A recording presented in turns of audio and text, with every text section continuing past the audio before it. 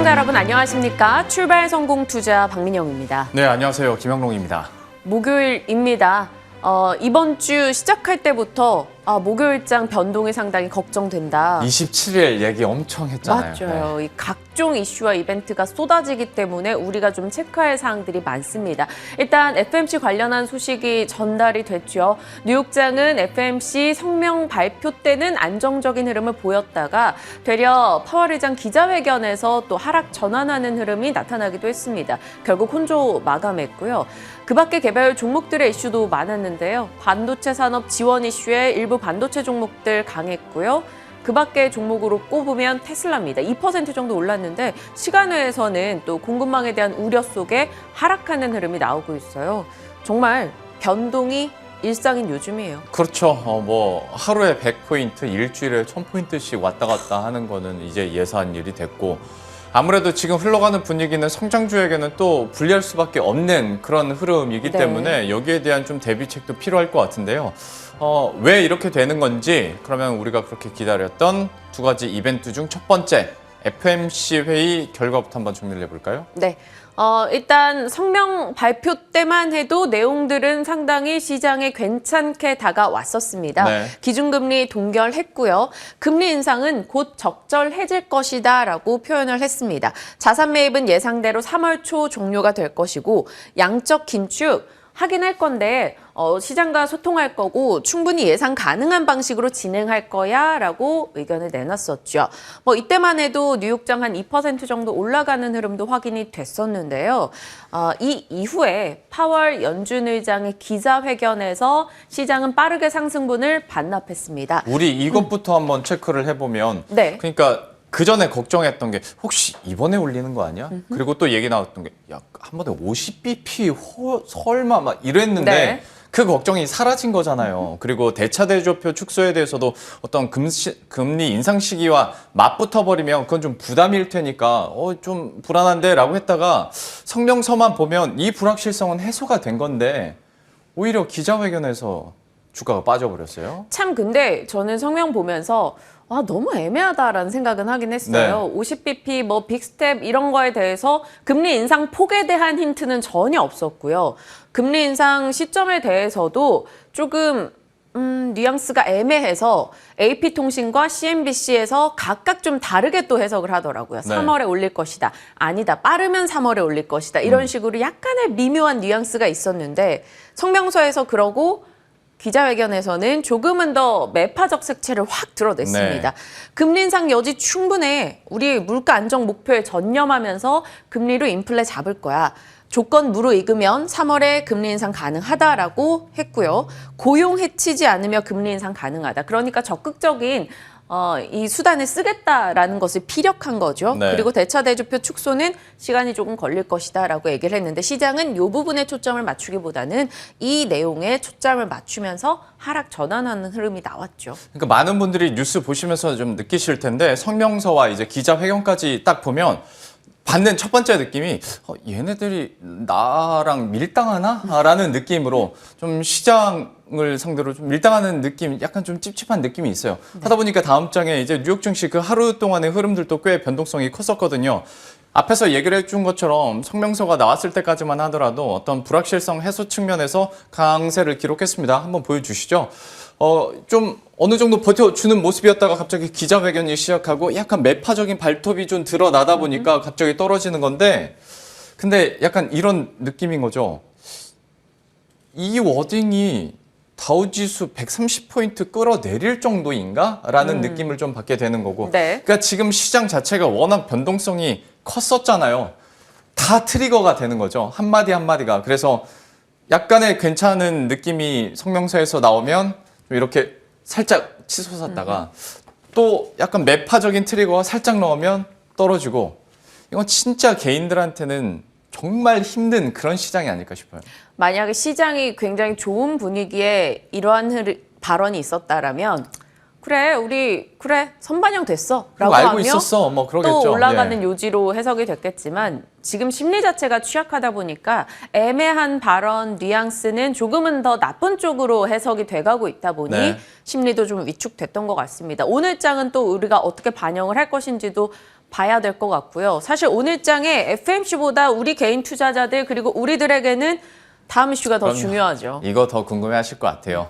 드디어 그날입니다. LG 에너지솔루션 상장 날을 맞게 되는데요. 일단 지금 LG 에너지솔루션 유통 물량 자체가, 그러니까 오늘 유통 가능한 물량 자체가 그렇게 많지 않습니다. 일단 최대 주주가 갖고 있고 공모주주로서 1년 동안 갖고 있어야 되는 총합이 한 85% 돼요. 그러면 오늘, 그러니까 이론적으로 그리고 시장에서 유통 가능한 물량은 14.53%가 되는데 왜 제가 10% 미만이다라고 하냐면 다음 장을 확인해 보도록 하죠. 이 14.53% 안에서 다시 기관들의 의무보유 확약 비율이 또 정해지거든요. 그러면 1개월 이하 0.77, 2개월 0.8, 6개월 4.26 이것도 14.53%에서 빼면 대충 한 8.7%가 나옵니다. 그러면 지금까지 IPO 대박이라고 얘기를 했었던 SK바이오팜부터 바이오사이언스, SK아이테크놀로지까지 그날 당일에 유통 가능 물량이 한 13% 정도 됐었는데 그때 당시에도 뭐 따를 기록하든 따상을 기록하든 했었거든요. 여기서는 유통 물량이 8.7%로 떨어지다 보니까 여기에 대해서 오늘 상장 첫날 그렇게 급락은 안 나오고 오히려 좀 오버쇼팅이 나올 수 있다라는 긍정적인 기대감들도 나옵니다. 그도 그럴 것이. 다음 장을 보시면 해외 기관 투자자 같은 경우에도 지금 되게 롱텀으로 바라보는 자금들이 많이 들어왔거든요. 뭐 싱가포르 투자청, 노르웨이 연기금, 캐나다 연기금 이렇게 해외 주요 연기금들 포함됐고 그리고 이런 투자 운용사에서도 장기 투자 펀드들이 많이 들어왔기 때문에 그나마 LG 에너지 솔루션 첫날의 변수라고 한다면 의무 보유 미확약이랑 외국인 투자 물량인데 여기서 그렇게 물량이 많이 쏟아지진 않을 거야 라는 얘기가 나옵니다. 그리고 여기에 대한 또 하나의 근거 다음 장에서 보시면 아직 패시브 자금이 많이 들어올 거란 말이죠. 물론 코스피 구성 종목에는 내일 편입이 되는데 2월 9일부터 3월 11일까지 지금 LG 에너지 솔루션으로 들어올 것으로 예상되는 패시브 자금만 1조 1천억 원에서 한 1조 5천억 원 되거든요. 그러면 이것도 충분히 받아갈 수 있다라는 거예요. 오늘 당장 팔 이유는 많지 않은 거죠. 예, 하다 보니 이제 장밋빛 전망들이 계속 나오고 있는 건데 그러면 증권가에서는 어떻게 보냐. 이게 좀 애매해지기 시작합니다. 물론 오늘 당일, 오늘 하루의 목표가를 제시한 건 아니에요. 앞으로의 적정 가치가 어떻게 되는 것이냐인데 그래도 약간 괴리가 꽤 커요. 메리츠 증권이 61만 원이고요. 유안타 증권이 39만 원. 예, 39만 원입니다. 약간 거의 뭐 2배 가까이 예, 목표 주가 차이가 난다는 건데 하다 보니까 우리들하고 좀 고민이 깊어지는 거죠. 그리고 지금 중간쯤이 52만 원이잖아요. 51만 원이 만약에 넘어가면 경쟁사인 CATA의 규모를 추월하게 되거든요. 하다 보니까 야, 그 추월하는 게 지금 맞나? 그러면 이거보다 낮아야 되는 건가? 여러 가지 좀 생각이 드실 것 같아요. 그래서 다음 장도 준비했습니다. 시장에서 바라보는 위치가 어느 정도일까? 일단 2021년 기준으로 봤을 때 중국을 포함했을 때 시장 점유율은 CATL이 32%로 역시 이릅니다. 그런데 아무래도 CATL은 중국 내수 쪽으로 비중이 확 커지다 보니까 중국을 제외하게 되면 LG 에너지 솔루션이 1위를 먹거든요.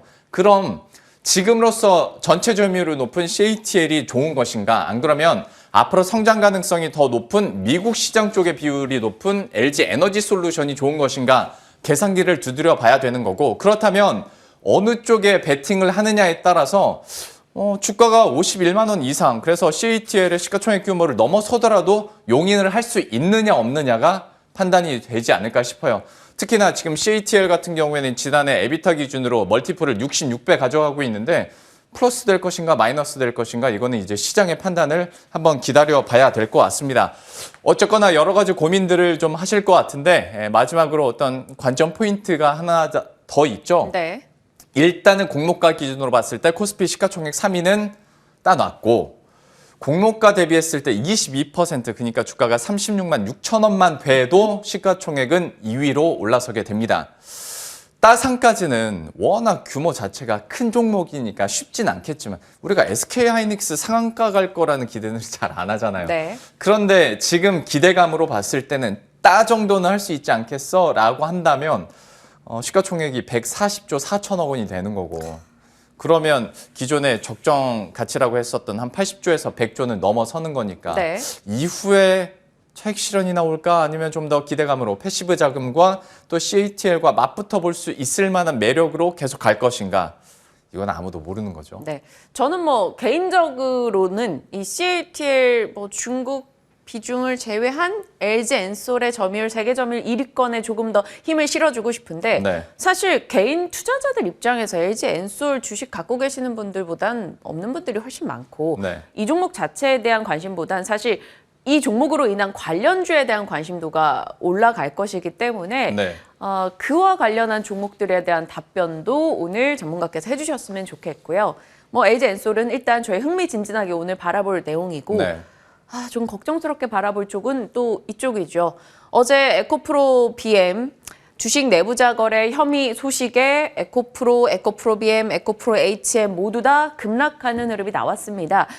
장 막판에 소식 전달되면서 확 달라진 분위기를 느끼셨을 텐데요. 일단 에코프로 BM 이슈 다들 접하셨겠지만 간략하게만 좀 점검을 해볼게요. 넘겨보시죠. 작년 9월부터 일단 금융위원회 측에서 계속 조사를 했었다라고 합니다. 때는 2020년 2월 영롱앵커 부근에 있는 저 네. 자리 있죠. 저 자리 당시가 SK이노베이션과 2조 7천억 원의 장기 공급 계약을 하던 시기인데 그것을 미리 알고 공시전 임원들이 내부 정보를 이용해서 매매했다라는 겁니다.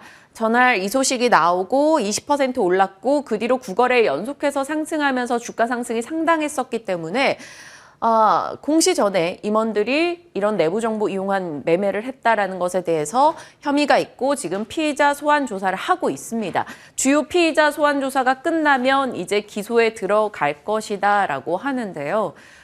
기소되면 뭐 지금까지의 수주 물량이 어찌든 뭐 진행이 되겠습니다만 기소 이후에 만약에 앞으로 수주에는 타격을 받고 차질이 크게 빚어질 것이다라고 시장에선 얘기를 하고 있기 때문에 에코프로 BM에 대한 걱정의 거리가 확 생겨난 거죠.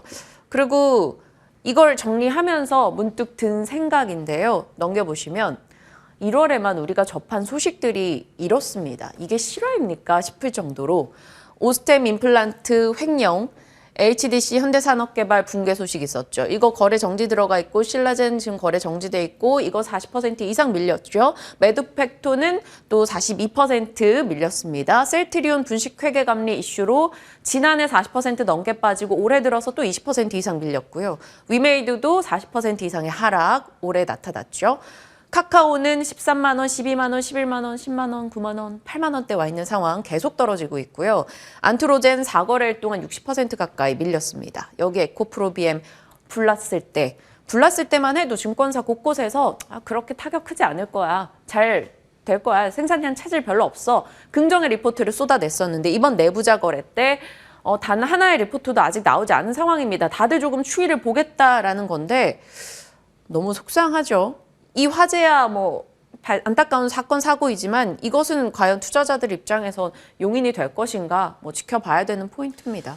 그러니까 그 에코프로비엠 공장 화재 났을 때 그 다음날 저녁쯤에 저 얘기가 돌았어요. 근데 이걸 확실히 저도 뭐 제가 취재를 한 건 아니니까 방송에서 말씀을 못 드렸었는데 그러다 보니 이거하고 거버넌스 측면에서 너무 우리 시장에 대한 회의가 들고 거기에 대한 수급이 꼬이는 게 보이니까 진짜 쉽지 않겠다라는 생각이 들었는데 이제 수사까지 가다 보니까 주가 타격도 좀 있을 것 같습니다. 다만 이제 고민이 되는 게 그러면 그래도 나름 2차 전지 소재에서 1위잖아요. 네. 이거 버려야 되나? 라는 느낌 당연히 가지실 수 있을 것 같습니다. 어떻게 사업성을 봐야 되는 건지 아니면 무너진 거버넌스를 봐야 되는 건지 그래서 차라리 뭐 LNF 아니면 다른 종목으로 봐야 되는 건지 많은 분들이 고민하실 것 같은데요. 지금까지 저희가 브리핑 해드렸던 네. 종목군들 어떻게 대응할 수 있을지 바로 전문가와 함께 그러면 이야기 나눠보도록 하겠습니다.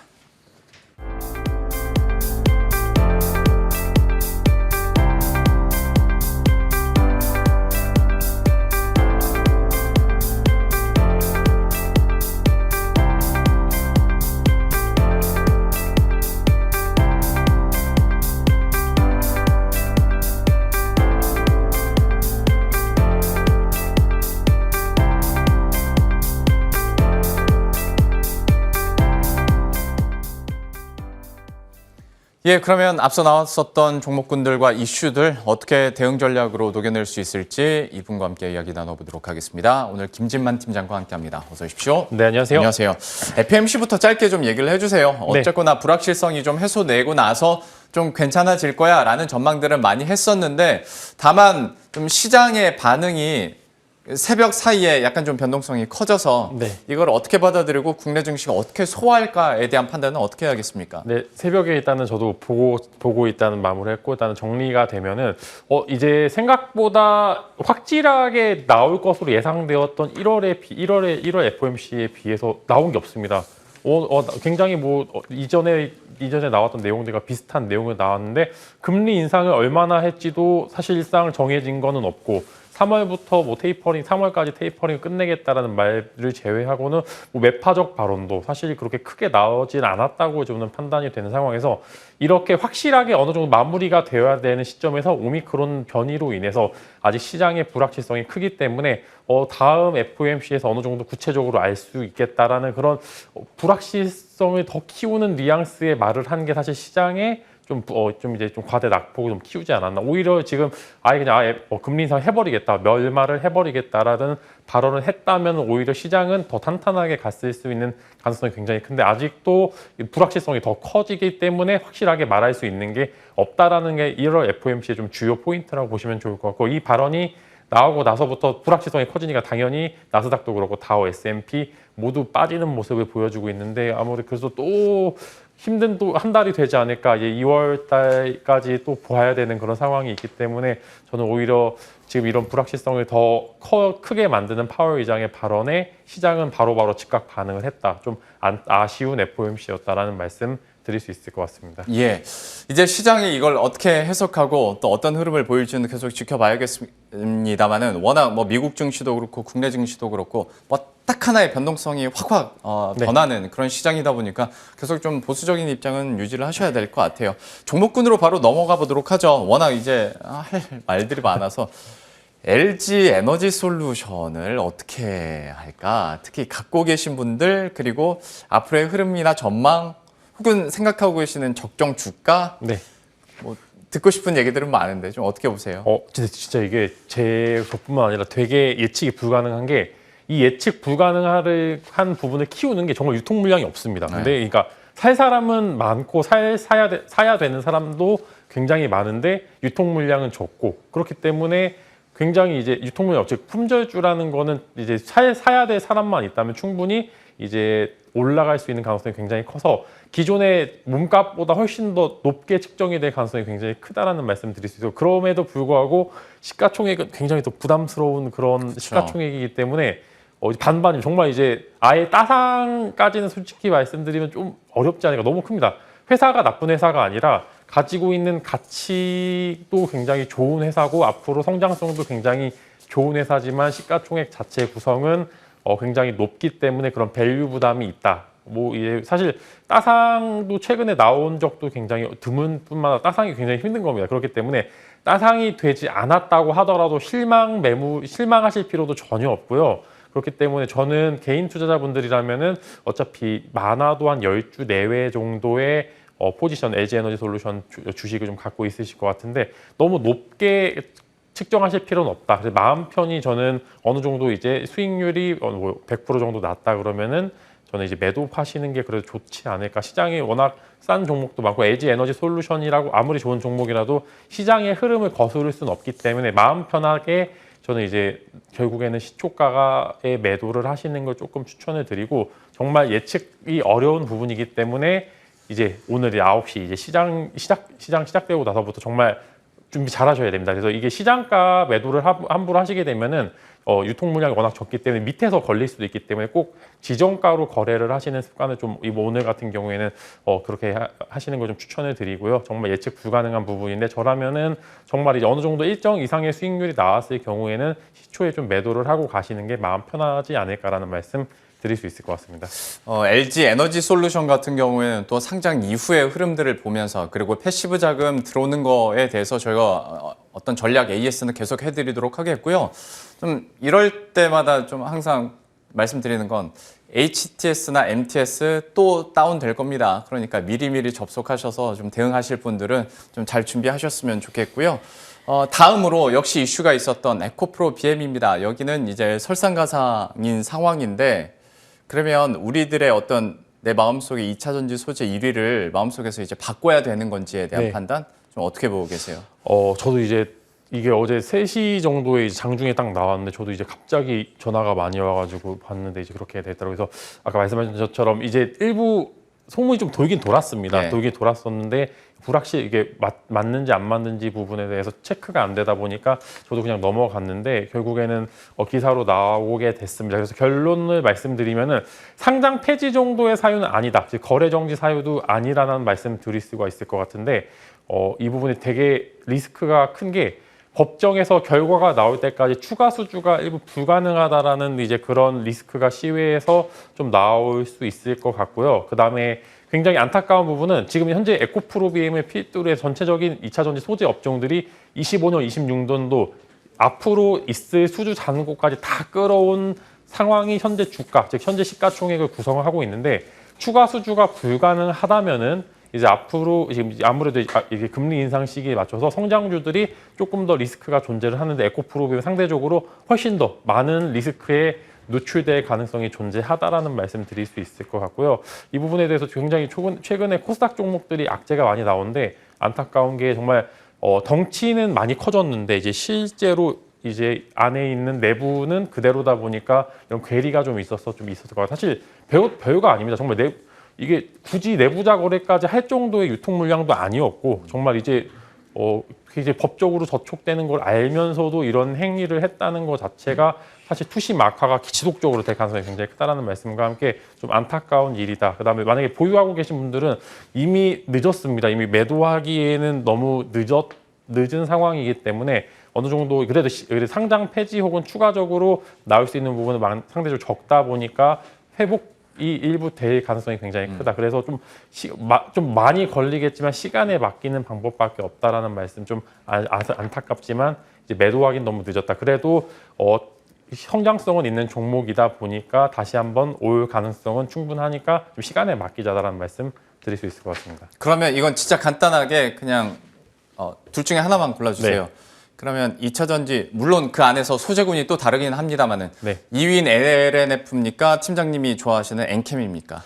이제 다릅니다. 저는 만약에 한다면 LNF가 조금 더 좋을 것 같은 게 SK 이노베이션도 공장을 증설을 하고 있는 사실 SK 이노베이션과 에코프로 BM은 정말 친밀한 관계입니다. 정말 그래서 공장도 미국 쪽에 같이 내는 걸로 알고 있는데 그렇게 된다면은 추가 수주가 불가능한 상황이라고 하면 LNF가 상대적으로 최근에 SK 이노베이션과의 계약 체결한 이력이 있기 때문에 추가 수주를 LNF 쪽에서 받을 가능성이 굉장히 크다라는 말씀 드릴 수 있을 것 같고 상대적으로 포스코 케미칼도 이전에 달랐었죠. 이제 GM 합작사랑 같이 이제 공급한 이력이 있기 때문에 LNF나 포스코 케미칼을 관심 가져보시면 좋을 것 같습니다. 좋습니다. 에코프로 BM까지 이렇게 사안들과 전략 짜봤고요. 이어서 코너 속의 코너로 넘어가 보도록 하겠습니다. 오늘의 진만 스픽입니다. 자가진단 키트 얘기를 갖고 오셨네요. 오늘은 어떤 아이디어 갖고 계신가요? 사실 다루기 굉장히 어려운 섹터기도 하고 정말 시세가 꾸준히 분출이 안 되고 단발적인 시세가 강하게 분출이 되는 섹터인데 어제 검사체계가 좀 바뀌었습니다. 기존의 PCR 검사에서 자가 진단 키트로 좀 변경이 되는 그런 이제 상황이 됐기 때문에 어제 상대적으로 자가 진단 키트를 생산을 해내는 이제 기업들은 상대적으로 굉장히 많은 시세를 분출을 했는데 상대적으로 PCR 즉 시젠 같은 PCR 기업들은 오히려 이제 전체적으로 호재에도 불구하고 음봉이 뜨는 모습을 보여줬어요. 그렇기 때문에 자가 진단 키트를 생산하는 기업들을 그 안에서 컨택을 해야 되고 지금 보시면 키트주들 막 굉장히 좋다고 하는데 실제로 수혜받는 종목은 거의 없습니다. 일부 종목만 보셔야 되기 때문에 이제 이 방송 보시고 정말 키트주 다 좋다고 막 사시는 게 아니라 실제 수혜를 받을 수 있는 진짜를 좀 보셨으면 좋겠다는 말씀과 함께 종목군 한번 가져와 봤습니다. 그러면 그 진짜는 어떤 네, 겁니까? 국내에서 식약처에 승인이 난 종목 그 기업이 3가지가 있습니다. 네. 슈마시스, SD 바이오센서, 그다음에 이제 레피젠이라는 종목이 있는데 슈마시스나 SD 바이오센서는 워낙 유명한 종목이기도 하고 사실 지금 시세 분출도 조금씩 계속 잘하고 있고 돌파도 나오기 직전 목이기 때문에 단기적인 시세에 충분히 받을 수 있기 때문에 그 부분 한번 슈마시스와 그다음에 이제 SD 바이오센서 주목 한번 해보시면 좋을 것 같고, 레피젠 같은 경우에는 비상장 기업으로 관련주를 이제 한번 정도 검색을 해보시면 좋을 것 같은데, 검색을 해보시면은 이제 경남제약과 프레스티 바이오파마 두 가지 종목이 나왔는데, 그 두 가지 종목 사실상 협력 관계가 좀 적고요. 이전에 안국약품이 이제 레피젠과의 협업을 통해서 일부 지분 투자한 이력이 있기 때문에 한번 레피젠 관련주로서 이제 안국약품 한번 보시면 좋을 것 같다는 말씀 거기에 추가적으로 드리고, 지금 보시면은 이제 아무래도 사재기 열풍이 계속적으로 나오고 있고, 당분간 쇼티지 관련된 기사들이 계속적으로 나올 때마다 진단키트주들이 한 번씩 시세 분출 굉장히 단기적이지만 강하게 할 수 있기 때문에 막 양봉에 막 사시지는 마시고, 이제 또 시세가 또 음봉에도 충분히 가능성이 있기 때문에 음봉에 사셨다가 양봉에 파시는 단기 트레이딩 전략으로 한번 사용해 보시기 좋기 때문에 한번 좋은 재료 한번 가져와 봤습니다. 자가 진단 키트와 관련해서 또 수혜 받을 수 있는 종목군들 이렇게 모아줬으니까 역시 관심 있으신 분들 좀 잘 눈여겨 보시면서 전략에 녹여내시면 좋을 것 같습니다. 오늘 김진만 팀장과 함께했습니다. 말씀 고맙습니다.